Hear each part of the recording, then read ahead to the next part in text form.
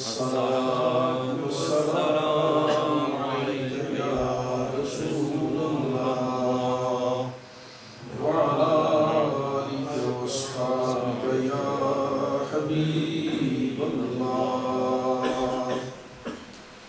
نحمده ونصلي ونسلم على رسوله الكريم أما بعد فأعوذ بالله من الشيطان الرجيم بسم الله الرحمن الرحيم تبارك الذي نزل الفرقان على عبده ليكون للعالمين نذيرا صدق الله مولانا العظيم وصدق رسوله النبي الكريم الأمين ونحن على ذلك لمن الشاهدين والشاكرين والحمد لله رب العالمين. حضرات گرامی مکرم حاضرین و سامعین کرام، پچھلے درس میں آپ سورہ نور کے مضامین سماعت فرما رہے تھے جو کہ 24ویں سورہ مبارکہ ہے قرآن حکیم کی. آج 25ویں سورہ مبارکہ سورۃ الفرقان سے مضامین کا آغاز ہو رہا ہے. اس کے خلاصہ مضامین میں اللہ تبارک و تعالیٰ نے سب سے پہلے حضور علیہ السلام کی عالمگیر نبوت کا اس میں بیان فرمایا، اعلان فرمایا کہ ہر نبی جو حضور سے پہلے آیا، رسول جو سرکار سے پہلے تشریف لائے، وہ کسی خاص قوم کی طرف نبی و رسول بن کر آئے، خاص مدت کے لیے وہ نبی و رسول بن کر آئے، خاص مشن کے لیے نبی و رسول بن کر آئے. ان کی نبوت و رسالت کا دائرہ محدود تھا. سرکار دو عالم صلی اللہ تعالیٰ علیہ وآلہ وسلم کی نبوت اور رسالت کا دائرہ لامحدود ہے. سارے جہانوں کے لیے جس طرح رب العالمین ہے، حضور رحمت للعالمین، اور حضور کی نبوت تمام جہانوں کے لیے. یہاں پر اس سورہ مقدسہ کی آیت ہے تبارک الذی، بڑی ہی بابرکت ہے وہ ذات، نزل الفرقان علی عبدہ، جس نے فرقان کو یعنی قرآن کو نازل کیا اپنے بندہ خاص پر، لیکون للعالمین نذیرا، تاکہ وہ ہو جائے سارے جہانوں کے لیے ڈرانے والا. سب جہانوں کے لیے، تمام جہانوں کے لیے حضور علیہ السلام بشیر و نذیر بن کر آئے. بشیر ہونا خوشخبری دینے والا، نذیر ہونا ڈرانے والا، یہ ساری صفتیں حضور کی ہیں، نام سارے حضور کے ہیں. تو اللہ تبارک و تعالیٰ نے حضور علیہ السلام کی نبوت اور رسالت کو عالمگیر یعنی پوری کائنات کے لیے نبی اور رسول بنا کر دیا. دوسرا اس میں قرآن حکیم کو اللہ تبارک و تعالیٰ نے چونکہ تھوڑا تھوڑا نازل کیا، 23 سال کے عرصہ میں قرآن نازل ہوا. اس سے قبل جتنی کتابیں تھیں وہ یک بارگی عطا کی گئی، یعنی ایک ہی دفعہ وہ نازل ہو گئی نبی پر، رسول پر. اس قوم کی طرف ہدایت کا جو سلیبس کا پورا وہ بھیج دیا ہے. لیکن حضور پر جو قرآن نازل ہوا اس کے پر مشرک بھی اعتراض کرتے تھے، اہل کتاب بھی بعض دفعہ اس پر نکتہ چینی کرتے تھے، کرٹیسائز کرتے، یہ کیوں جناب روز روز یہ آیت تھوڑا تھوڑا تھوڑا نازل ہوتا ہے، ایک ہی دفعہ کیوں نہیں کتاب آ جاتی. اللہ تبارک و تعالیٰ نے اس کی حکمت بیان فرمائی. فرمایا لنثبت بہ فؤادک ورتلناہ ترتیلا، ہم نے اس لیے اس کو تھوڑا تھوڑا تھوڑا نازل کیا ہے تاکہ یہ آہستہ آہستہ آپ کے دل پر نقش ہو جائے، نقش ہو جائے. اور اس لیے ہم نے اسے ٹھہر ٹھہر کر پڑھا ہے، ٹھہر ٹھہر کر پڑھا ہے. اور یہ بھی ایک حکمت ہے کہ انسان کو کچھ چیز سمجھانی ہونا تو اس کو وہ بار بار کہیں تو یاد بھی رہتی ہے اور یاد ہو بھی جاتی ہے. وہ کمزور ذہن کے ہوتے ہیں ان کو یاد ہو بھی جاتی ہے اور پھر جب پھر پڑھی جائے تو ان کو یاد بھی رہتی ہے. سورہ فاتحہ اللہ تبارک و تعالیٰ نے ہر نماز میں پڑھنے کا حکم دیا ہے. کوئی بھی نماز لا صلاۃ الا بفاتحۃ الکتاب، کوئی بھی نماز ایسی نہیں جس میں سورہ فاتحہ نہ پڑھی جاتی. کیونکہ بار بار پڑھنا، تکرار پڑھنا، لیل و نہار پڑھنا، مسلسل پہ ہم پڑھنا، ہر نماز میں ہر آن پڑھنا، اس کی حکمت فرمایا کہ اصل ہدایت یہی ہے سورہ، اور اسی کو بار بار پڑھو اور اس پر غور کرو، اور اس پر تم اگر کاربند ہو گئے، اس پر تم عمل پیرا ہو گئے، اگر تم نے اس کے اسرار اور حکمتوں کو سمجھ لیا تو باقی سمجھنا آسان ہو جائے گا۔ سارے جو اجمالی طور پر ہے نا نکات وہ سارے اس سورہ مقدسہ میں موجود ہیں، تو اللہ تبارک و تعالیٰ نے اسے ٹھہر ٹھہر کر پڑھا قرآن کو، تاکہ آہستہ آہستہ حضور کے قلب پر ثبت ہو جائے، یہ بالکل نقش ہو جائے، اور پڑھنے والوں اور سننے والوں کے دلوں پر بھی بات نقش ہو جائے۔ لِنُثَبِّتَ بِهِ فُؤَادَكَ وَرَتَّلْنَاهُ تَرْتِيلًا۔ تو اسی میں اللہ نے یہ تھوڑا تھوڑا نجمن ٹکڑے ٹکڑے قرآن کو نازل کیا گیا، اس کی حکمت بیان فرمائی۔ پھر اسی سورہ مقدسہ میں سورہ فرقان میں مختلف انبیاء کا ذکر اور ان کی قوموں پر عذاب کا بیان، یعنی پہلی قومیں بھی جو انبیاء کو جھٹلاتی تھیں، نبیوں کا انکار کرتی تھیں، ان کے ساتھ زیادتی کرتی تھیں، ان کے ساتھ بجائے ماننے کے الٹی چالیں چلتی تھی وہ قومیں، تو پھر اللہ نے ان کو سزا کیسے دی ان کا ذکر اس سورہ مقدسہ میں آیت نمبر 44 میں بالخصوص بیان فرمایا گیا ہے۔ اسی مقدس سورہ میں اللہ تبارک و تعالیٰ ارشاد فرماتا ہے کفار وہ جو ایمان نہیں لاتے، جو باوجود نشانیاں دیکھنے کے، معجزے دیکھنے کے، حضور علیہ السلام کی حق کو پہچاننے کے باوجود وہ ایمان نہیں لاتے، ان کے بارے میں اللہ نے فتویٰ دیا، انہم الا کالانعام بل ہم اضل سبیلا، یہ بالکل یہ جانوروں کی طرح ہیں۔ کون لوگ؟ جو باوجود حق کو پہچاننے کے ایمان نہیں لاتے، یہ جانوروں کی مثال ہے ان کی، بلکہ اللہ فرماتا ہے نہیں بل ہم اضل سبیلا، بلکہ اس سے بھی گئے گزرے، ان سے بھی یہ رستے سے بہتے ہوئے اور دور یہ گمراہی میں نکل چکے ہیں۔ اس کی کیا وجہ ہے کہ کیوں یہ ارشاد فرمایا گیا کہ جانوروں سے بھی گئے گزرے؟ اس کی ایک وجہ خاص یہ ہے کہ جانوروں کی جبلت میں یہ بات آپ جانتے ہیں کہ جانور کو جب سدھا لیا جاتا ہے، جو جانور کو چارہ ڈالتا ہے جانور اس کے پیچھے پیچھے چلتا ہے۔ یہ بکریوں کو دیکھ لیں، یہ قربانی کے جانوروں کو دیکھ لیں، آپ ان کو گھاس کا ایک خوشہ دکھائیں وہ آپ کے پیچھے پیچھے پیچھے آئیں گے، وہ چلتے جائیں، اس کو پتہ ہے کہ میرا مالک ہے، پہچانتے ہیں جانور۔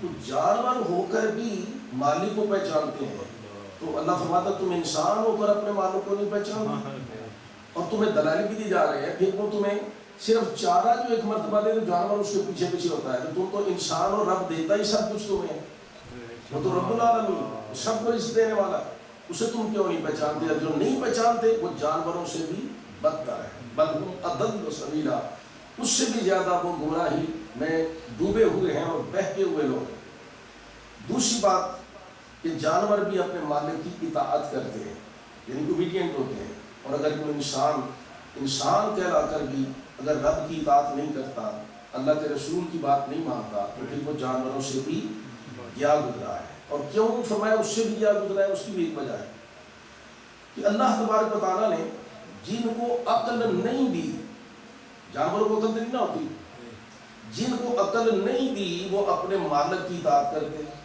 تو اے انسان تمہیں تو رب نے عقل دی ہے، تو تمہارا تو زیادہ بدرجہ ہونا، یہ فرض ہونا چاہیے تھا کہ اپنے رب کی اطاعت کرتے، زیادہ تمہیں ماننا چاہیے تھا، یعنی یہ بھی لاجیکل ایک آرگومنٹ ایویڈنس اور آرگومنٹ دیا جا رہا ہے۔ تو اس طرح اللہ تبارک و تعالیٰ نے اس سورہ مقدسہ میں کفار کو جانوروں سے بھی بدتر فرمایا۔ پھر اس سورہ مقدسہ میں سورۃ الفرقان میں جس میں اللہ فرماتا ہے کہ بڑی ہی بابرکت وہ ذات ہے، آگے جا کر اللہ ارشاد فرماتا ہے تبارک الذی جعل فی السماء بروجا وجعل فیہا سراجا وقمرا منیرا، بڑی ہی وہ بابرکت ذات ہے، کون؟ اللہ کی ذات، جس نے آسمان میں برج بنائے۔ یہ جو بروج بنائے ہیں نا، جن کے حساب سے یہ سارے وہ جو جوتشی اور نجومی ہیں صحابی لگاتے ہیں، منزلیں دیکھتے ہیں، سورج کی منزلیں اتنی ہیں، کہاں کہاں پہ سورج اس وقت کس پوزیشن میں ہے، جو اس برج کے اندر بچے پیدا ہو رہے ہیں، یہ بچے جو ایریز ویریز کے جتنے ہیں نا وہ حمل، برج جوزا اور یہ حوت اور یہ جتنے 12 برج گنے جاتے ہیں نجومیوں کے ہاں، اللہ فرماتا ہے ہم نے یہ برج بنائے ہیں۔ اور اس میں ایک خاص مناسبت بھی ہے برجوں سے، کہ اس میں 12 برجوں کا ذکر کیا، یعنی نام تو نہیں لیا لیکن اشارہ فرمایا کہ وہ ذات جس نے آسمان میں برج بنائے، اور برج کتنے ہیں وہ مانی بات 12 ہے. تو اس میں 12 آیتیں آگے اللہ نے ارشاد فرمائی جن میں سچے مومنوں کی صفتیں بیان کی. تو اس میں اشارہ یہ ملتا ہے، علماء فرماتے ہیں کہ جس طرح آسمان کے، اگر ان آیتوں پر غور کرو گے نا، ابھی آگے میں پڑھتا ہوں، ان پر اگر آپ غور کریں گے تو پتہ چلے گا کہ جس طرح آسمان میں برج 12 ہیں، اس طرح ایمان کی صفتیں 12 اس میں بیان کی گئی. ادھر آسمان میں 12 برج ہیں، ادھر ایمان میں 12 برج ہیں بڑے مضبوط. یہ صفتیں سچے مومن کی. وہ کون سی صفتیں ہیں؟ اللہ ارشاد فرماتے ہیں وَعِبَادُ الرَّحْمَنِ الَّذِينَ يَمْشُونَ عَلَى الْأَرْضِ هَوْنًا. اللہ کے خاص بندے، رحمان کے بندے وہ ہیں جو زمین پر آہستہ آہستہ چلتے ہیں. معنی کیا ہے؟ تواضع سے، عاجزی سے، انکساری سے، تکبر سے پاک، غرور سے مبرہ، گھمنڈ سے بے نیاز ہو کر، وہ بہت ہی مسکین طبقہ بن کر، کتنی بھی پاور ان کو حاصل ہو، کتنی بھی شان ان کو حاصل ہو، کتنی بھی قوت اور دولت ان کے پاس ہو، مگر پھر بھی وہ اللہ کے شاکر رہتے ہیں.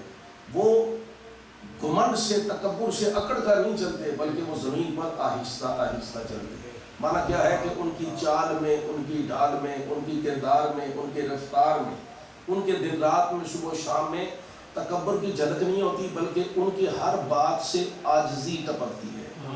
وہ پتہ چلتا ہے کہ عجز و انکساری کا پیکر ہیں. یہ پہلی صفت. دوسری فرمایا وَإِذَا خَاطَبَهُمُ الْجَاهِلُونَ قَالُوا سَلَامًا. جب وہ جاہل لوگ ان سے الجھتے ہیں، مڈبھیر ہوتی ہے، وہ آرگومنٹ کرتے ہیں، باس مباحثہ کرتے ہیں، ان کا وقت ضائع کرنے کی کوشش کرتے ہیں، تو وہ آرام سے کہتے ہیں السلام علیکم، سلامتی، سلام کہہ کر نکل جاتے ہیں. وہ زیادہ الجھتے نہیں. ان کو پتہ ہے کہ یہ وہ بیوقوف آدمی تو مانا تو ہے نہیں. تو جاہل اور بیوقوف آدمی، وہ کسی نے، اقبال نے بھی اپنے اس شعر کو اپنی باغ درا میں لکھا ہے، حالانکہ وہ برتری ہریے کہ ہندو کا شعر ہے، لیکن شعر بڑا حکیمانہ ہے. کہتا ہے پھول کی پتی سے کٹ سکتا ہے ہیرے کا جگر. آپ نے غور شعر ہے، شعری ذوق ہے نا جن کو، وہ اس کو سمجھتے ہیں اس کا وزن کتنا ہے. پھول کی پتی سے کٹ سکتا ہے ہیرے کا جگر، مرد ناداں پر کلام نرم و نازک بے اثر. جو بیوقوف آدمی ہے نا، جس کو پنجابی کا ترجمہ میں یوں سمجھتا ہوں کہ پورے نو کی پند نصیحت پتھر نو کی پالا، وہ پورے ترگڑو جنہ میں صابن پھر بھی کالے دانا. یہ بھی ہے نا کسی پنجابی لفظوں کا شعر. یہ اس کا یہی مفہوم ہے. مطلب کہ بیوقوف آدمی جس میں عقل ہی نہیں، جس میں شعور ہی نہیں، جس میں فہم و ادراک ہی نہیں، جس میں اتنی کیپیسٹی، کیپیبلٹی نہیں کہ وہ کسی بات کو سمجھ اپریہینڈ کر سکے، اس پر وقت ضائع کرنا تو ایک غلطی، ایک زیادتی کی بات ہے اپنے ساتھ بھی، وقت ضائع کرنا. تو جو مومن سچے ہیں اذا خاطبهم الجاہلون قالوا سلاما. اگر الجھ لیں ان کے ساتھ کوئی اس طرح کا نادان اور بیوقوف آدمی الجھنے لگے تو وہ سلام کر کے گزر جاتے ہیں. وہ اپنا وقت ضائع نہیں کرتے، لڑائی نہیں کرتے. والذین یبیتون لربہم سجدا وقیاما. دن تو ان کے لوگوں میں عاجزی سے گزرتے ہیں. جب رات کا اندھیرا آتا ہے تو اس وقت کیا ان کی حالت ہوتی ہے کہ وہ ساری رات اپنے رب کی بارگاہ میں، رکوع میں اور سجدے میں اور قیام میں ساری رات کو گزار دیتے ہیں. یعنی وہ اللہ کی عبادت کرتے ہیں. آگے شاہ میں والذین یقولون ربنا اصرف عنا عذاب جہنم ان عذابها کان غراما. وہ دن کو جب اٹھتے ہیں ساری رات عبادت کر کر کے، تو ان کے دل میں گھمنڈ اور تکبر بھی پیدا ہوتا ہے کہ ہم بہت دوسروں سے بہت اچھے ہیں، وہ فلاں فلاں لوگ تو یہ دیکھو یہ کیا کرے اور ہم لوگ تو بڑی عبادت کرنے والے ہیں. یا اللہ میں تو اتنی بڑی عبادت کرتا ہوں، میں نے بڑا وقت صرف کیا ہے. یہ خیال نہیں ان کے ذہن میں آتا، بلکہ پھر اور زیادہ جھک جاتے ہیں. وہ جو کہتے ہیں نا درخت پھل لگتا جاتا ہے تو وہ جھکتا جاتا ہے، وزن زیادہ ہو جاتا ہے، اور زیادہ وہ نرم ہو جاتے ہیں، بلکہ روتے ہیں پھر اللہ کی بارگاہ میں. یا اللہ یہ کہیں ایسا نہ ہو کہ ہمارے دل میں تکبر آ جائے، ہم تو بڑے گنہگار لوگ ہیں، یا اللہ ہمیں جہنم کے عذاب سے بچا لینا، ہمیں دوزخ کے عذاب سے بچا لینا. اس کا عذاب بڑا رسواکن ہے، بڑا دکھ والا، بڑا درد والا، بڑی تکلیف والا، بڑا عبرتناک اور اذیت ناک عذاب ہے. یا اللہ ہمیں اس عذاب سے بچا لینا. یعنی وہ عبادت، ریاضت، سارے چیزوں کے باوجود پھر بھی رب سے ڈرتے ہیں. یہ ان بندوں کی نشانیاں اللہ بیان فرما رہا ہے. والذین اذا انفقوا، اگلی خاص ایک علامت. پانچویں علامت کیا ہے کہ وہ جب خرچ کرتے ہیں لم یسرفوا ولم یقتروا وکان بین ذلک قواما، کہ وہ نہ تو اسراف کرتے ہیں یعنی فضول خرچی کرتے ہیں، جب خرچ کرنے پہ آئیں تو فضول خرچی بھی نہیں کرتے اور بخیلی بھی نہیں کرتے، بلکہ اس کے درمیان کا رستہ اختیار کرتے ہیں۔ اور وہ کیا ہے کہ جہاں، اس کو آسان لفظوں میں یوں کہہ سکتے ہیں کہ جہاں رب کا حکم ہے وہاں خرچ کرتے ہیں، اور جہاں سے بچنے کا حکم ہے وہاں سے بچ جاتے ہیں، وہاں خرچ نہیں کرتے۔ تو خرچ بھی اللہ کی رضا کے لیے، روکتے بھی اللہ کی رضا کے لیے۔ تو یہ بھی ان کی ایک صفت ہے کہ وہ خرچ کرنے والے لوگ ہیں، اور مومن کی صفت یہ ہے کہ وہ اللہ کی راہ میں خرچ کرنے والا ہے۔ یؤمنون بالغیب ویقیمون الصلاۃ ومما رزقناہم ينفقون۔ تین صفتیں تو پہلے صفحے پہ لکھی ہیں کہ بے غیب پر ایمان رکھتے ہیں، نماز کو قائم کرتے ہیں، اور جو رب نے ان کو رزق دیا ہے اس میں سے خرچ کرتے ہیں۔ ایک تو تصور بھی دے دیا قرآن نے پہلے دن ہی کہ یہ جو کچھ تیرے پاس ہے نا یہ تیرے رب کا دیا ہوا ہے، تیرا نہیں، اس کا مالک وہ ہے رب العالمین، دیا بھی اسی نے ہے، مالک بھی وہی ہے، اور اس کے بدلے میں تم ایمان والے ہو تو تمہارے لیے اس نے جنت لکھ دی۔ جان اور مال تمہارا رب کا ہے، اور اس کی جنت وہ ہے، وہ تمہارا الاٹ کر دی گئی ہے۔ تو وہ مومن کی صفت والذین لا یدعون مع اللہ الہا آخر، اور وہ رب کے علاوہ کسی اور کو کی پوجا نہیں کرتے، اس کو نہیں پکارتے، یعنی اس کی پوجا نہیں کرتے، پرستش نہیں کرتے، شرک سے بچتے ہیں۔ اگلی صفت ارشاد فرمائی ولا یقتلون النفس التي الا حرم اللہ الا بالحق، کسی کو جان کو ضائع نہیں کرتے، کسی جان کو نہیں مارتے مگر سوائے حق کے، حق کے ساتھ مارتے ہیں۔ کس طرح مطلب مانا کیا کہ ہاں جہاد میں اگر کوئی ان پر حملہ آور ہو رہا ہے، اٹیک کر رہا ہے تو they have got the right to kill him، ان کو بھی رائٹ ہے نا، وہ مارنے کے لیے عادت ہے، بھی اپنے ڈیفنس میں مار سکتے ہیں اس کو۔ اور اللہ نے جس کو مارنا حلال کیا ہے، مثلا کسی نے قتل کیا تو اس کی سزا میں تو اس کی قتل ہی ہے نا، اس کو بھی سزائے موت ہے، اس طرح اگر مارتے ہیں وہ اور بات ہے۔ تو اگر قصاص میں کسی کو مارا جا رہا ہے اس کی اجازت ہے، یعنی اس کو اگر بدلے میں جرم کے مارا جا رہا ہے تو سوائے اس کے اور کسی کو نہیں مارتے۔ ولا یزنون، اور نہ ہی وہ زنا کرتے ہیں، یعنی اس سے ان کا دامن بھی پاک ہوتا ہے، ایڈلٹریشن سے، ایڈلٹری سے، اس قسم کی فورنیکیشن سے وہ بچ کے رہتے ہیں، اپنے دامن کو پاکیزہ رکھتے ہیں۔ ولا یشہدون الزور، اور وہ جھوٹی گواہی سے نہیں دیتے، یا جھوٹی جگہ پر وہ نہیں جاتے۔ دو معنی ہے اس کے، ایک تو یہ ہے کہ جھوٹ کی مجلس میں ہی نہیں جاتے، دوسرا یہ ہے کہ کبھی ضرورت پڑے تو جھوٹی گواہی نہیں دیتے، بات سچی کرتے ہیں، سچ کے ماننے والے، سچ کے پیچھے چلنے والے لوگ ہیں۔ آگے ارشاد فرمایا ان کے اندر یہ بھی صفت ہوتی ہے اذا مروا باللغو مروا کراما، اگر کبھی بھولے سے چلتے سرے راہ ان کو کوئی وہ جھوٹ کی بات مل جائے، یعنی کوئی مجلس ایسی قائم ہے تو وہ اس کے ساتھ پر ٹھہر کر اپنا دامن آلودہ نہیں کرتے، اپنے آپ کو خراب نہیں کرتے، بلکہ وہ عزت بچا کے گزر جاتے ہیں۔ اذا مروا باللغو مروا کراما، بزرگی کے ساتھ، عزت کے ساتھ، تکریم کے ساتھ وہ چھوڑ کر چلے جاتے۔ معنی اس کا یہ ہے کہ وہ کسی غلط صحبت میں نہیں جاتے، غلط سوسائٹی اور غلط گیدرنگ میں کو اٹینڈ نہیں کرتے، آتے ہیں تو اچھی گیدرنگ میں آتے ہیں، دامن بچا کے برائی سے گزر جاتے ہیں۔ والذین اذا ذکروا بآیات ربہم لم یخروا علیہا صما وعمیانا، اور ان کی ایک صفت یہ ہے کہ جب ان پر اللہ کی آیتیں پڑھی جائیں، جب ان کو کوئی قرآن کا ریفرنس دیا جائے، رسول کریم کی کوئی حدیث سنائی جائے، وہ اندھے اور ڈھورے نہیں ہو جاتے، اندھے اور بہرے۔ لا لم یخروا علیہا صما وعمیانا، اس پر وہ اندھے اور بہرے نہیں ہو جاتے، بہرے اور اندھے نہیں ہو جاتے۔ مطلب کیا، جس طرح ہم ہی اپنی زبان میں کہتے ہیں وہ یار تو بڑی بڑی سمجھائے تھے، انا ڈورا ہی ہو گئے، کہتے ہیں نا ہم اپنی محاورے تن، اسی طرح عربی میں بھی محاورہ ہے یہ کہ لم یخروا علیہا صما وعمیانا، وہ اس پر اندھے اور بہرے نہیں ہو جاتے۔ معنی کیا ہے کہ بات کو غور کرتے ہیں، سنتے ہیں اور سمجھ کر عمل کرتے ہیں، اس کا مفہوم یہ ہے۔ دوسری بات یہ ہے کہ وہ لم یخروا علیہا صما وعمیانا، وہ اس پر اندھے اور بہروں کی طرح نہیں ٹوٹ پڑتے، بلکہ وہ سوچ سمجھ کر پھر اس پر عمل پیرا ہوتے ہیں۔ والذین یقولون ربنا هب لنا من ازواجنا وذرریاتنا قرۃ اعین واجعلنا للمتقین اماما، یہ ایک خاص دعا بھی ہے اور خاص صفت بھی ہے کس کی، مومن کی۔ کہ وہ مومن جو سچا مومن اللہ کا ماننے والا رسول کا غلام ہے، وہ یہ نعمت جو ہدایت کی اللہ نے اس کو دی ہے وہ اپنے تک ہی محدود نہیں رکھتا، اپنی اولاد کو اس میں شامل کرتا۔ بہت سارے لوگوں کو دیکھا گیا، وہ کہتے ہیں ٹھیک ہے جی اسی میں بڈھے ہو گئے نماز پڑھ رہے بچے کیا چھوٹے بچے رہیں پڑھ لیں گے، اچھا دین کی کوئی بات ہے کچھ اور خود ہی پڑھ لیں گے، اچھا چلو بھائی ان کو تھوڑا سا کوئی لیسن وغیرہ دلوا دیا تو ارے نہیں انٹرنیٹ تو پڑھ لیں گے۔ اب جب یہ رویہ ہو تو خاک ان کو ہدایت ملے گی۔ اور وہ انٹرنیٹ پر یہ کمپیوٹر کا تو کہتے ہیں نا گیگو ہے، اس کا نام ہے گیگو، گولڈ ان اور گولڈ آؤٹ، اور گاربیج ان تو گاربیج آؤٹ۔ اس میں جو گند ڈالو تو گند نکلے گا، بہت سارا گند بھی ہے بلکہ زیادہ گند ہے۔ تو اس پر ہدایت وہ کیا ان کے پاس صلاحیت اور ان کی کیپیبلٹی کیا ہے کہ وہ چیک کریں کہ یہ حق ہے یا ناحق ہے، سچ کیا ہے اور باطل کیا ہے۔ یہ تو صلاحیت پڑھنے کے بعد آتی ہے کہ کیا سچ ہے اور کیا جھوٹ ہے۔ اس لیے کبھی بھی اس کو کہتے ہیں نا بن مرشد کلمہ چلدانا بن تیل دی بندانا، اس واسطے بغیر استاد کے اور مرشد کے حق بات کی پہچان نہیں ہوتی۔ اگر ہو جاتی تو بڑے بڑے عقل مند موجود تھے حضور کے دور میں، نبی پاک کے آنے کی ضرورت نہیں تھی، اللہ اوپر سے بھیج دیتا ہو ابو جہل یہ کتاب پڑھو اور لوگوں کو سمجھا دو۔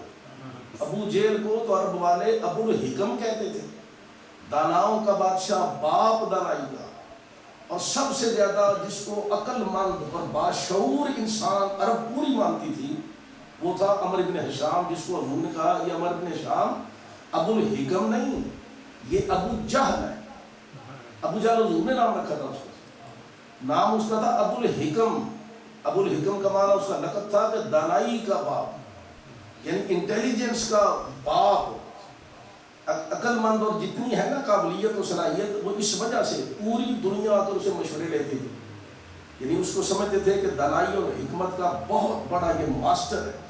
لیکن جب اسلام کو قبول کیا تو انہوں نے فرمایا تو ابو الحکم نہیں، تو ابو جہل ہے۔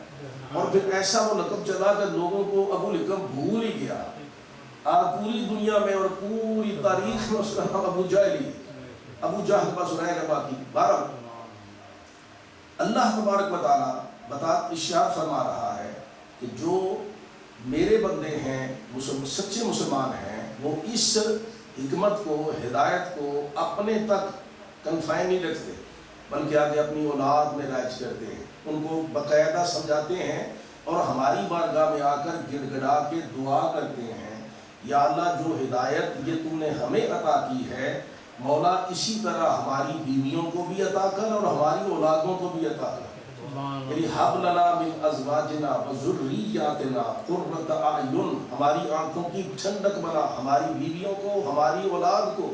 معنی کیا ہے کہ جس طرح ہمیں ایمان کی دولت دی ہے ہم تب خوش ہوتے ہیں، ہماری آنکھیں تب ٹھنڈی ہوں گی کہ جب ہماری عورتیں اور ہماری اولادیں بھی اس راہ پر چلیں گی، اور یا اللہ ان کو چلا وَجْعَلْنَا لِلْمُتَّقِينَ إِمَامًا، اور پھر ہمیں ان کو چلا کے اسی راہ پر جس پر ہمیں چلایا ہے تو ہمیں متقیوں کا امام بنا لے۔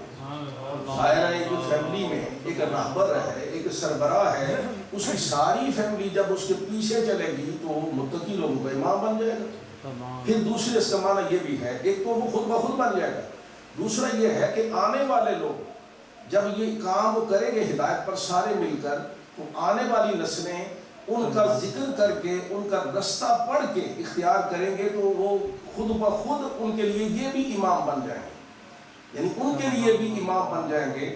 تو وہ دعا کرتا ہے سچا مومن کہ یا اللہ ہمیں متقیوں کا امام بنا دے۔ اسی پر اللہ تبارک و تعالیٰ نے جو 12 یہ صفتیں ارشاد فرمائی ہیں اس میں سورہ الفرقان میں، اچھا الفرقان آج کا دن جو ہے نا اس کا نام بھی ہے یوم الفرقان، سورہ بھی فرقان ہے اور دن بھی آج الفرقان ہے۔ بدر کا، یوم بدر کا ایک نام قرآن میں جو ہے نا وہ ہے الفرقان۔ فرقان کا معنی ہے فرق کرنے والی شے، کس چیز میں؟ حق میں اور باطل میں، سچ میں اور جھوٹ میں، کفر میں اور دین میں، یہ فرق کرنے والی شے۔ اور اس دن کو فرمایا گیا یوم الفرقان، فرقان والا دن۔ کیوں؟ یہ وہ دن تھا تاریخ اسلامی میں کہ جس دن حق الگ ہوا تو اور باطل الگ ہوا، حق غالب ہوا اور باطل شکست خوردہ ہوا۔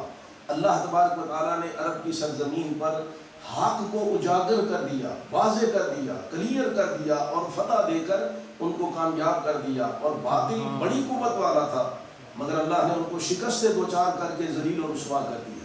تو آج کا دن بھی یوم الفرقان ہے، اور یہ سورہ بھی ہم نے جو شروع کی وہ الفرقان ہے۔ تو اس طرح قرآن حکیم بہرحال اس میں حضور علیہ السلام اگلی جو سورہ مقدسہ آ رہی ہے وہ ہے سورۃ الشعراء۔ شعراء شاعر کی جمع ہے، شاعر پوئٹ کو کہتے ہیں، اور شعراء پوئٹس اس کی جمع پلورل ہے۔ تو حضور علیہ السلام کو چونکہ جو مشرک تھے ان میں سے ایک ٹولہ یہ بھی کہتا تھا کہ یہ تو پڑھتے ہیں کلام، یہ کوئی شاعری لگتی ہے ہمیں۔ مثلا سرکار صلی اللہ علیہ وسلم جو قرآن کی آیات پڑھتے تھے تو ان میں ایک ریدم تو ہے نا، مثلا پڑھتے تھے اذا السماء انفطرت واذا الكواكب انتثرت واذا البحار فجرت واذا القبور بعثرت علمت نفس ما قدمت واخرت۔ اب یہ ریدم تو ہے نا، ایک اسٹائل ہے، وہ کافی ادیب کی طرح وہ الفاظ تو ملتے ہیں۔ وہ الزام یہ لگاتے تھے کہ یہ شاعر ہیں، حالانکہ شاعری سے اللہ ارشاد فرماتا ہے جو شاعر ہوتے ہیں، نبی ایسی شاعروں کی وہ جو مقام ہے اس سے بہت بالا اور بلند ہوتا ہے۔ شاعر کیوں؟ عام شاعروں کی بات کی جا رہی ہے۔ وَالشُّعَرَاءُ يَتَّبِعُهُمُ الْغَاوُونَ، اللہ ارشاد فرماتا ہے اس سورہ مبارکہ میں کہ جو شاعر لوگ ہوتے ہیں وہ تو اکثر و بیشتر گمراہوں کی پیروی کرتے ہیں، خود بھی گمراہ ہوتے ہیں، دوسروں کو بھی گمراہ کرتے ہیں، اور وہ مثالیں اوٹ پٹانگ دے کے، حسن و جمال کے قصے سنا کے، اور وہ اپنے اپنے خیالات میں گم رہتے ہیں۔ جو دماغ رات کو گیس چڑھی وہ صبح اٹھ کے شعر لکھ دی۔ وہ اکثر یہی ہوتا ہے شاعروں کا، جتنے بڑے شاعر گزرے ہیں کبھی ان کی ذاتی حالات کو پڑھے نا کہ وہ کس کس مصیبت سے گزرتے ہوئے انہوں نے وہ شعر لکھے ہیں، اور کس کس کے بارے میں وہ شعر لکھے ہیں، تو بڑی بڑی پھر حیرت بھی ہوتی ہے۔ لیکن بہرحال بڑے بڑے دانا شاعر بھی ہوئے ہیں۔ شاعروں کو 100% اسلام نے مخالفت نہیں کی، قرآن نے ان کی مذمت نہیں کی، بلکہ مذمت ان کی ہے کہ جو شعروں میں جھوٹ بات کو پھیلاتے ہیں، وہ کلام کے چکر میں زیادہ وہ سیکسی باتیں کرتے ہیں، ان شاعروں کے بارے میں ارشاد فرمایا۔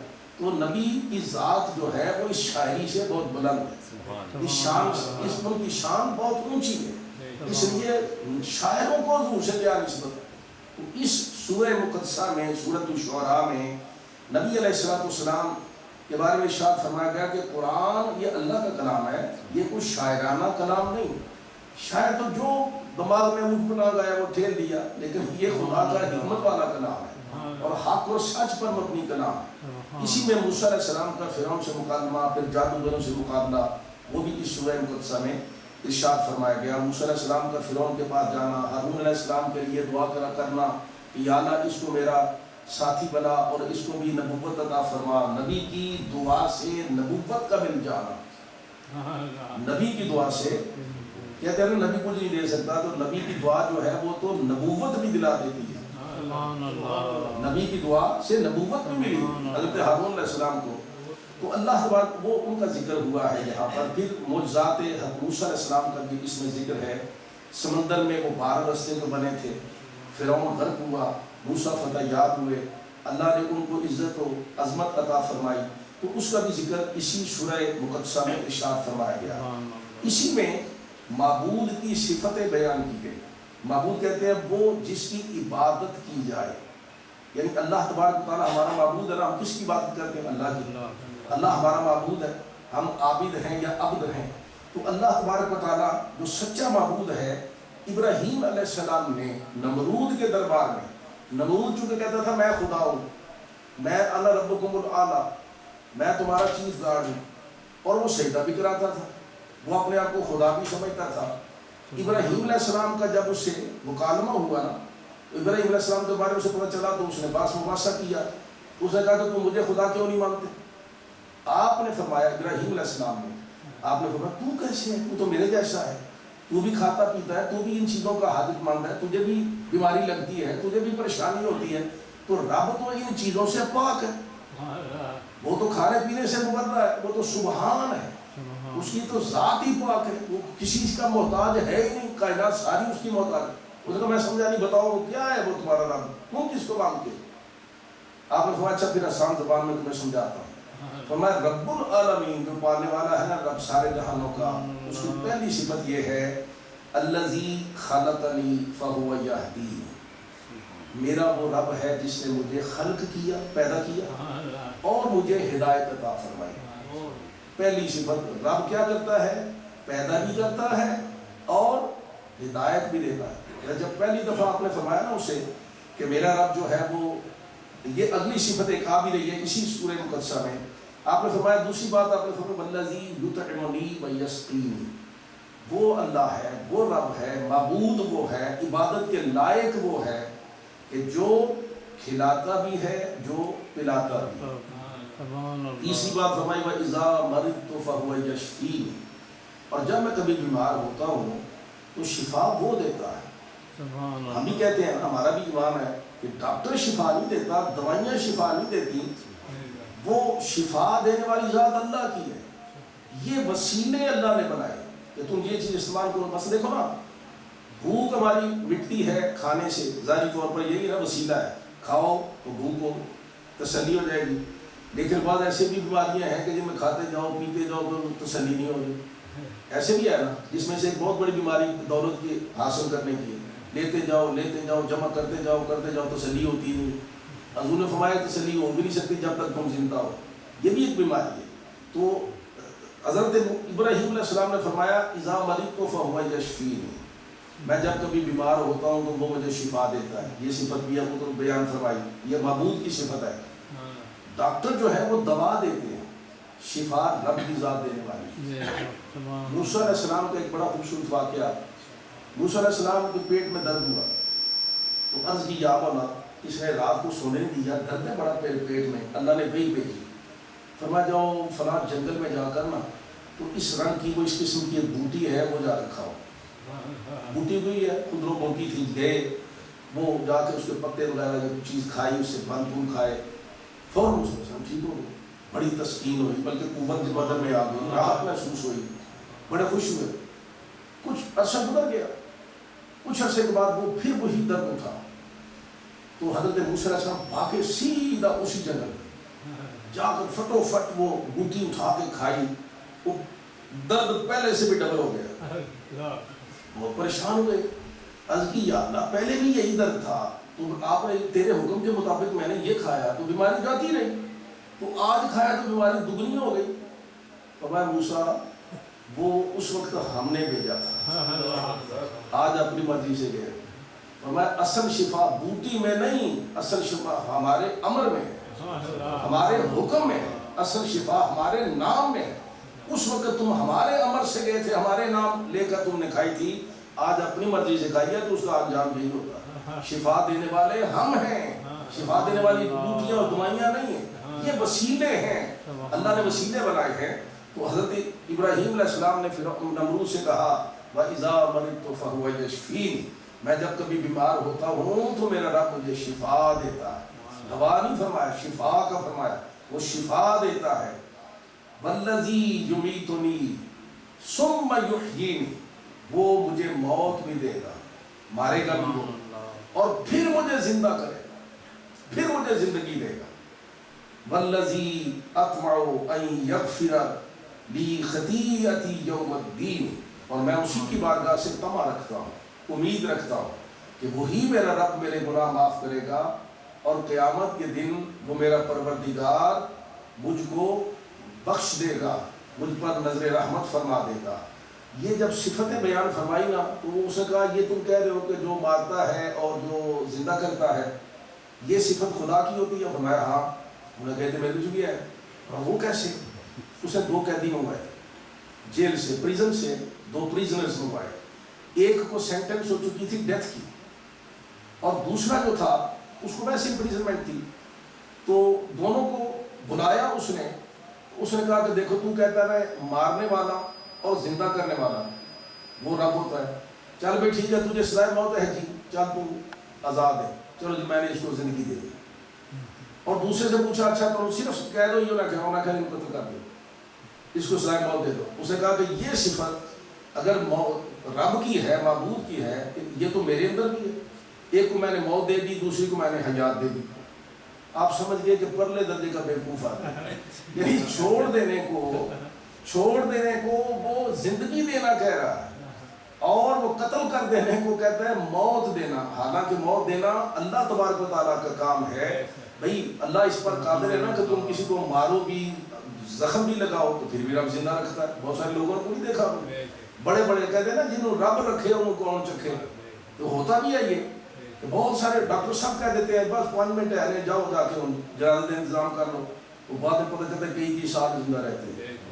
لہٰذا دینے والی، بچانے والی، زندگی دینے والی ذات تو اللہ تبارک و تعالیٰ کی. یہی بات حضرت سیدنا ابراہیم علیہ السلام نے ارشاد فرمائی.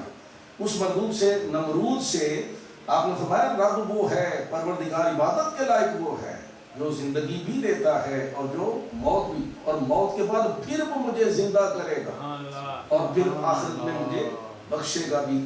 تو وہ صفتیں معبود کی، اگر کوئی پوچھے کہ معبود کیا ہوتا ہے، معبود کے اندر کیا کوالٹیز، ایٹریبیوٹس اس کی کیا ہیں، کیا ہونی چاہیے، کریکٹرسٹک کیا ہونے چاہیے معبود کے، تو اس کو یہ بڑی خوبصورت مضمون ہے یہ اس سورہ مقدسہ میں، سورۃ الشعراء میں ابراہیم علیہ السلام نے یہ صفتیں گنوائی ہیں. خاص طور پر یہ صفتیں گنوائی اسی سورہ مقدسہ میں. نوح علیہ السلام، ہود علیہ السلام، صالح علیہ السلام، لوط علیہ السلام، شعیب علیہ السلام کے تھوڑے واقعات بیان کر کے آگے اس کا خلاصہ یہ ارشاد فرمایا ان فی ذالک لآیہ. یہ ہم اس لیے تمہیں واقعہ سنا رہے ہیں کہ ان کے اندر تمہارے لیے سبق موجود ہے، اس میں تمہارے لیے درس موجود ہے. یعنی پڑھنے والوں، اس قرآن کو ماننے والوں، اس مثالوں میں تمہارے لیے بہت بڑا لیسن ہے. یہ ساری باتیں ارشاد فرمائی. آگے سورہ نمل آ رہی ہے، بس ایک چند منٹوں میں اس کو مکمل کرتا ہوں کیونکہ ہم کافی پیچھے جا رہے ہیں. ہمارے ماشاءاللہ حفاظ کرام بہت آگے گزر چکے ہیں، اس لیے ہمیں اب تیزی کے ساتھ انہیں کیچ اپ کرنا ہے. تو سورۃ النمل، سورۃ نمل کے معنی چیونٹی. آپ جانتے ہیں چیونٹیاں، یہ اینٹ جس کو ہم انگلش میں کہتے ہیں. تو چیونٹی کے نام پر اللہ نے یہ سورہ مقدسہ نازل فرمائی. اس میں حضرت سلیمان علیہ السلام کا بطور خاص واقعہ، اور اس کا نام اس لیے رکھا کہ اس میں چونکہ وہ چیونٹی کا واقعہ ہے کہ جو چیونٹی اپنے بلوں میں کھڑے ہو کر اپنی چیونٹیوں سے کہہ رہی تھی کہ ادخلوا مساکنکم، داخل ہو جاؤ اپنی بلوں میں، سوراخوں میں گھس جاؤ، گھروں میں اندر چلے جاؤ. لا یحطمنکم سلیمان وجنودہ وہم لا یشعرون. کہیں ایسا نہ ہو کہ سلیمان اور اس کا لشکر تمہیں اپنے پاؤں تلے کچل ڈالے، مسل کے رکھ دے، اور ان کو خبر بھی نہ ہو کہ یہ ہم سے کیا ہو گیا. یعنی ان کا چیونٹی کا بھی ایمان تھا کہ جان بوجھ کر وہ کریں گے نہیں، لیکن یہ ہے کہ ہمیں چونکہ نظر نہیں آتی، نیچے چھوٹی چھوٹی مخلوق ہے، ہو سکتا ہے ان کا لشکر گزرے تو ہم رگڑی جائیں، چلو اندر داخل ہو جاؤ. یہ ایک بہت بڑا سبق بھی ہے کہ چیونٹی کو بھی اللہ نے یہ شعور دیا ہے کہ وہ اپنی قوم کی حفاظت کر رہی ہے. اس سے انسان کے لیے درس ہے کہ دیکھو چیونٹی جیسی حقیر مخلوق وہ بھی اپنی قوم کی حفاظت کرتی ہے، تو تم تو انسان ہو، تمہیں پر زیادہ بدرجہ اولاد اپنی قوم کی حفاظت کرنی چاہیے. جو حکمران ہیں ان کے لیے درس و سبق ہے. تو اس چونکہ چیونٹی کا ذکر ہے، اس میں قرآن حکیم کا تعارف بھی کرایا گیا ہے. اسی سورہ مقدسہ میں قیامت پر ایمان کیوں ضروری ہے اس کی بھی مثالیں دی گئی ہیں. جیسا کہ میں پچھلے بھی درس میں عرض کر چکا ہوں کہ اگر یہ قیامت پر ایمان ہی ہے جو ہمیں سیدھے رستے پر قائم رکھتا ہے. اگر ہمیں کو بتا دے کہ کوئی قیامت نہیں آنی، جو مرضی کرو، تو پھر کم بدل پتر کسی نہیں سکھاتا. یعنی پھر سارے اوپر کام کرنے تھے اور کہنا ٹھیک ہے سال کڑا کچھ ہے، کون سا لیے کچھ. یہ قیامت کا تصور ہے جو انسان کو سیدھے ٹریک پر رکھتا ہے، اور جب ڈر رہتا ہے کسی شے کا تو پھر انسان سیدھا رہتا ہے. تو یہ قیامت پر اس لیے بھی ایمان ضروری ہے. اس میں حضرت سلیمان علیہ السلام کا جو واقعہ ہے بڑا خوبصورت واقعہ. وہ چیونٹی کا بھی ایک تو واقعہ ہے کہ حضرت سلیمان علیہ السلام نے اس کی آواز سنی. وہ بات چیونٹیوں سے کر رہی ہے، حالانکہ چیونٹی کہتے ہیں بولتی بھی نہیں، اس سے وہ مصراتی لہریں نکلتی ہیں اس کے اندر سے. جس طرح یہ لیزر ویوز ہوتی ہیں نا تو خاموش ہوتی ہے نا، اس کے اندر ساؤنڈ تو ہوتی کوئی نہیں، یہ پاس ہو جاتا ہے. جیسے یہ ٹیکسٹ میسج آج کل ہمارے فونوں پر، تو یہ جب پاس کرتے ہیں ہم تو نہ تو اس کی کوئی ساؤنڈ آتی ہے، نہ اس میں کچھ اور گڑبڑ ہوتی ہے، بس ایک ٹک ہوتی ہے اور وہ سارا میسج پاس ہو جاتا ہے. اسی طرح ان کی یہ مخلوق اللہ کی ہے چیونٹیاں.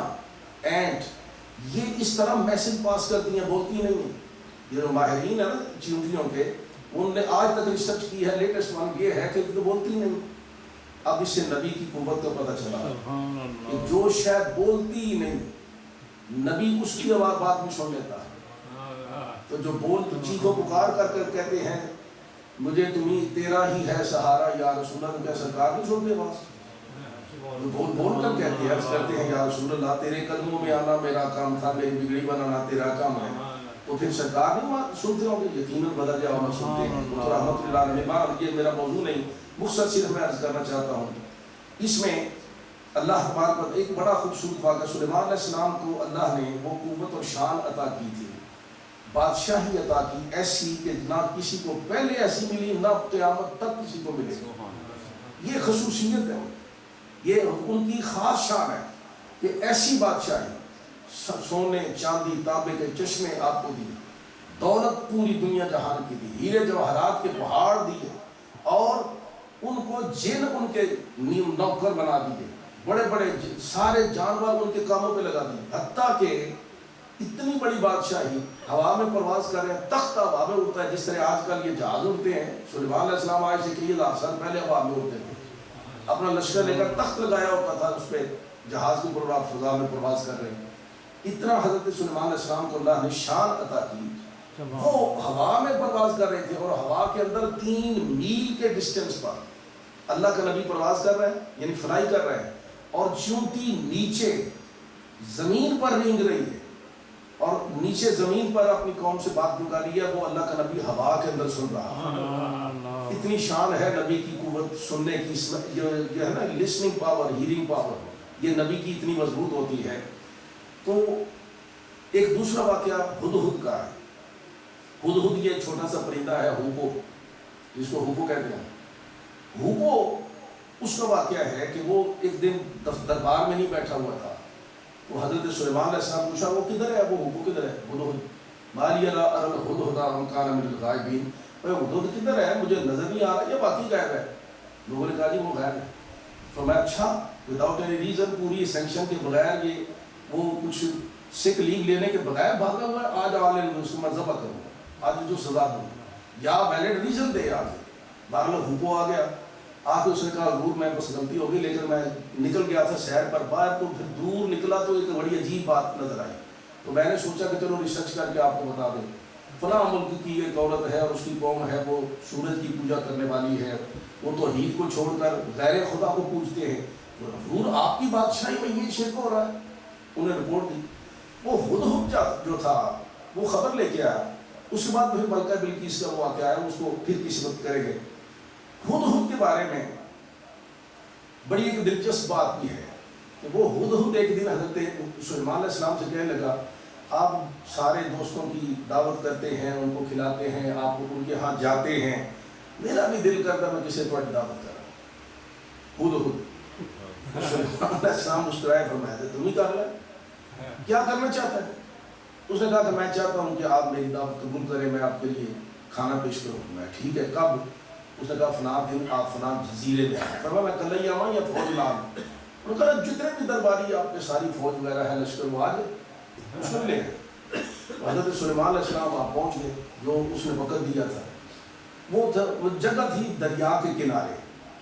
تو دریا کے کنارے اس نے جب سلیمان علیہ السلام پہنچے نا تو فرمایا کدھر ہے وہ کھانے کا اہتمام؟ اس نے کہا مجھے منٹ چاہیے. اس نے ایک اڑ رہی تھی مکڑی، یہ ایک مکڑی فضا میں اڑ رہی تھی نا، لوکسٹ، جس کو لوکسٹ کہتے ہیں. یہ لوکسٹ اڑ رہی تھی، اس نے پکڑا لوکسٹ کو، اس کا سر اتار کے تو اس نے دریا میں پھینکا. دریا پھینک کے تو کہنا لو جناب ہے ککڑ کا شوربہ تیار ہے. سارے شوربہ یعنی گوشت کا شوربہ تیار ہے، آپ سب کے لیے لشکر. اتنے مسکرائے ہم سے حضرت سلیمان علیہ السلام کہ حضرت علامہ قزوینی رحمۃ اللہ تعالیٰ اپنی کتاب عجائب المخلوقات میں یہ واقعہ لکھ کر فرماتے ہیں، یہ حدیث میں سے یہ واقعہ اس نے لیا. فرماتے ہیں 1 سال تک حضرت سلیمان علیہ السلام اور آپ کے لشکری یہ واقعہ یاد کر کر کے ہنستے رہے. یہ اتنا عجیب واقعہ اس نے کام کیا کہ مکڑی پکڑ کے، مکڑی کیا ہے؟ مکڑی بھی حضور علیہ السلام کی، چلو اسی حدیث پر بات مکمل کر لیتے ہیں، پھر باقی کا انشاءاللہ کل کے درس میں. مکڑی یہ جو فضا میں اڑنے والی ہے، چھوٹا سا ایک کیڑا ہی ہے، وہ پرندہ تو میں اس کو نہیں کہا چھوٹی سی ہوتی ہے بالکل، لوکسٹ. حضور علیہ السلام نے حدیث پاک میں آتا ہے، حضور نے فرمایا کہ اللہ تبارک و تعالیٰ نے احلت لنا میتتان والدمان، اللہ نے ہمارے لیے 2 مردار حلال کیے اور 2 خون حلال کیے. 2 مردار اور 2 خون. قرآن میں ہے نا کہ حرم علیکم المیتۃ والدم ولحم الخنزیر، یہ تم پر اللہ نے مردار حرام کیا، خون حرام کیا. تو اس کی ایکسیپشن جو حضور کی حدیث ہے اس میں ایک بات خصوصی یہ ہے، حضور نے فرمایا کہ مردار حرام ہے نا، لیکن اللہ نے 2 مردار ہمارے لیے حلال کیے. خون حرام ہے استعمال کرنا اس کا، لیکن 2 خون رب نے ہمارے لیے حلال کیے. اور وہ کس طرح فرمایا امت دمان الکبد والطحال، جہاں تک وہ 2 خونوں کا تعلق ہے، ایک ہے لیور اور دوسرا ہے پینکریس، یہ تلی جس کو ہم کہتے ہیں وہی ہے نا پینکریس. فرمایا کہ ایک لیور یہ جگر جو کھاتے ہیں، کلیجی اور تلی 2 چیزیں، اچھا دونوں میں جمع ہوا خون ہوتا ہے، لیور میں بھی اور تلی میں بھی جمع ہوا خون ہوتا ہے. اگرچہ یہ دونوں خون کا ریزروائر ہیں، مگر اللہ نے یہ 2 چیزیں حلال کر دی، جگر بھی یعنی لیور بھی اور پینکریس و تلی بھی. فرمایا کہ 2 ہمارے لیے اللہ نے مردار حلال کی ہے، یعنی کوئی بھی شے اگر اس کو ذبح نہیں کیا گیا باقاعدہ، وہ حلال ڈکلیئرڈ نہیں ہے، ہم اسے نہیں کھا سکتے، مردار اور ڈیڈ ہے، ڈیڈ کنسیڈر ہوتی ہے. لیکن حضور نے فرمایا 2 مردار حلال ہیں. وہ کون سے ہیں؟ امل میتتان السمک والجراد. حضور نے فرمایا وہ چیزیں ہیں مچھلی اور مکڑی. یہ لوکسٹ جو ہے اس کو بھی حلال قرار دیا اور مچھلی کو بھی. مچھلی بھی وہ ہے کہ وہ جب نکلتی ہے تو اسے کوئی تکبیر نہیں پڑی جاتی، کوئی اسے خون نہیں نکلتا، کوئی اسے ذبح نہیں کیا جاتا، جیسے نکلی حلال ہے، ٹھیک ہے، وہ مر بھی گئی حلال ہے. تو اسی طرح مکڑی جو ہے وہ بھی اس کے لیے بھی کوئی ذبیحہ کا حکم نہیں، نہ ہی اس کے اندر خون ہوتا ہے. وہ بھی اسی طرح اس کا گوشت بھی مچھلی کی طرح ہوتا ہے. جنہوں نے کھائی ہے ان کو، میں نے ویسے کھائی ہے بچپن میں کئی دفعہ، وہ آیا نا جب ان کا غول، تو اس وقت چھوٹے چھوٹے پکڑ کے ان کو لے کے آتے تھے، پکا کے پھر کھلائے گئے. اور یہ سرکار دو عالم صلی اللہ علیہ وسلم بھی کھاتے تھے مکڑی، لوکسٹ، اور آپ کی ازواج مطہرات بھی کھاتی تھیں. اور جب کسی نے خاص حضور کی دعوت کرنی ہوتی تھی نا تو وہ مکڑی پیش کرتے تھے پکا کے، جبکہ یہاں پہ تو ہوتی نہیں، لوگوں کو، بہت سارے لوگوں کو پتہ ہی نہیں ہے وہ ہوتی کیا ہے، اور وہ کھائی بھی جاتی ہے کہ نہیں. لیکن وہ بہرحال حضور نے فرمایا کہ 2 مردار ہمارے لیے حلال ہے بغیر ذبیحے کے، وہ ہے ایک مکڑی اور دوسری مچھلی. اور 2 خون ہمارے لیے حلال ہیں، ایک ہے یہ جگر لیور اور دوسرا ہے تلی. اللہ ہم سب کو سرکار کی محبت نصیب فرمائے اور قرآن سنت کے عمل میں توفیق. ربنا تقبل منا انك انت السميع العليم وتب علينا يا مولانا انك انت التواب الرحيم. ربنا اغفر لنا ولاخواننا الذين سبقونا بالايمان ولا تجعل في قلوبنا غلا للذين امنوا ربنا انك رؤوف رحيم. الہ العالمین قرآن حکیم کے نور سے ہمارے سینوں کو روشن فرما، آیات ربانی سن کر سمجھ کر عمل کی دولت نصیب فرما، ہمارے عقائد میں افکار میں پختگی عطا فرما، اعمال میں درستی عطا فرما، اقوال میں سنجیدگی عطا فرما، روحانی کیفیات میں باریکی عطا فرما، حاضرین و سامعین کی جملہ نیک حاجات کو پورا فرما، پوری امت مسلمہ کی ظاہری باطنی مشکلات کو آسان فرما. رمضان مبارک کی رحمتیں، برکتیں، سعادتیں ہم سب کے شامل حال فرما. حضور علیہ السلام کی سچی عقیدت، محبت اور اطاعت نصیب فرما. جتنے اہل ایمان بیمار ہیں سب کو صحت و تندرستی عطا فرما. ان بیماروں کے لیے مولا خصوصی دعا کی درخواست ہے، ان پر خصوصی نظر کرم، نظر رحمت فرما. ببرکت ان اللہ وملائکتہ یصلون علی النبی یا ایھا الذین آمنوا صلوا علیہ وسلموا تسلیما. اللهم صل وسلم على سيدنا محمد وعلى آل سيدنا محمد وبارك وسلم. سبحان ربك رب العزة عما يصفون وسلام على المرسلين والحمد لله رب العالمين. آمين برحمتك يا أرحم الراحمين.